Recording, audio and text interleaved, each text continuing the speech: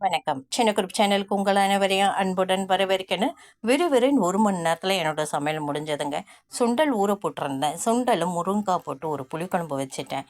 பருப்பு வேக போட்டுட்டேன். இன்னைக்கு கிருத்திகை இல்லைங்களா, பருப்பை கடைஞ்சிட்டு கடுகு உளுந்த பருப்பு கருவேப்பிலை போட்டு வரமிளகாய் போட்டு தாளித்தம் செஞ்சுட்டு நெய்யால் அவரைக்காய் பொரியல் பண்ணிட்டேன்.